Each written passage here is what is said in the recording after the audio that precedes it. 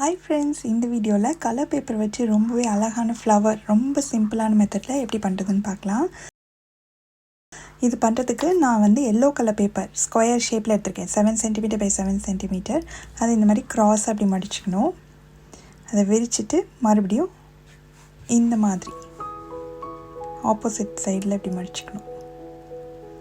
இப்போ நம்மளுக்கு ஒரு ட்ரையாங்கிள் மாதிரி இருக்கும். அதை இந்த ஓரத்துலேருந்து இப்படி மேல் நோக்கி இப்படி மடிச்சிடணும்.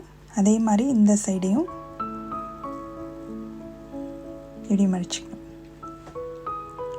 இப்போ மேலே பார்த்திங்கன்னா இப்படி இருக்கு இல்லையா, அதை மறுபடியும் பாதியாக மடித்து இப்படி ப்ரெஸ் பண்ணி விட்டணும். அதே இது இன்னொரு பக்கமும் பண்ணிடணும்.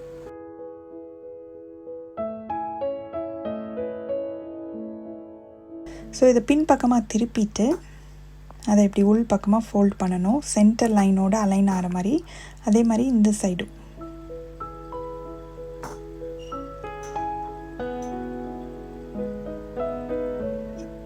இப்படி தான் இருக்கும். இதே மாதிரியே நம்மளுக்கு மொத்தம் 6 வேணும் ஒரு ஃப்ளவர் பண்ணுறதுக்கு. ஸோ இதே மெத்தட்லேயே 6 ரெடி ஆனதுக்கப்புறமா நம்ம அசம்பிள் பண்ண வேண்டியதாக. ஒன்றொன்றையும் எடுத்துகிட்டு அதோட இந்த மாதிரி வெளியில் நீட்டிகிட்டு இருக்கு இல்லையா, அந்த இடத்துல கொஞ்சமாக க்ளூ போட்டுட்டு இன்னொரு இதை அது மேலே வச்சு அப்படியே ஒட்டிடணும்.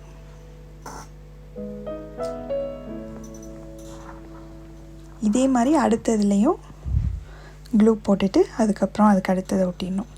ஒன்று ஒன்றா நம்ம செஞ்சு வச்சுருக்க எல்லா பெட்டல்ஸையுமே இந்த மாதிரி ஒட்டிக்கணும்.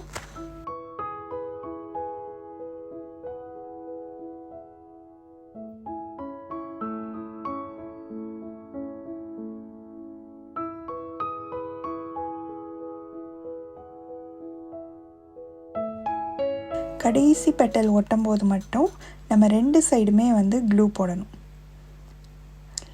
5ஆவது பெட்டல்லையும் போடணும்.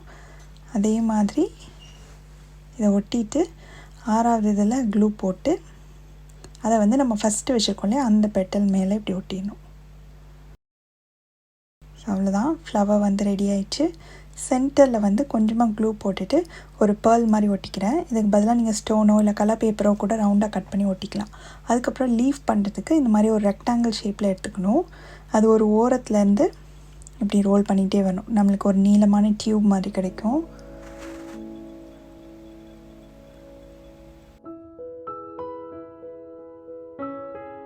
ஸோ எண்டில் கொஞ்சமாக க்ளூ போட்டு ஒட்டிடலாம்.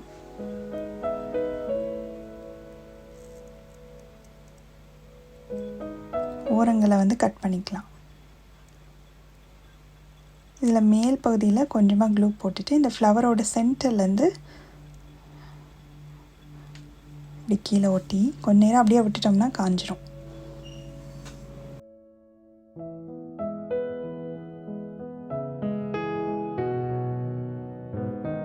அடுத்து லீஃப் பண்ணுறதுக்கு இந்த மாதிரி நீளமாக ஒரு பேப்பர் எடுத்துருக்கேன். அதை இப்படி பாதியாக மடிச்சுட்டு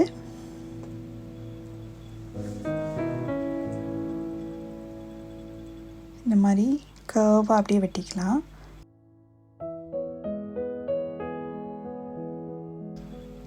இப்படி விரிச்சோம்னா நம்மளுக்கு லீஃப் மாதிரி இருக்கும்.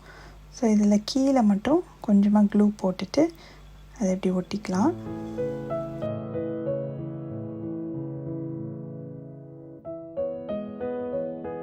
அதோட சைடில் கொஞ்சம் க்ளூ போட்டுட்டு நம்ம ஸ்டெம் இருக்கு இல்லையா, அதில் இந்த மாதிரி எந்த இடத்துல வேணுமோ அந்த இடத்துல இந்த மாதிரி ஒட்டி கொஞ்ச நேரம் விட்டோம்னா நல்லா காஞ்சிரும்.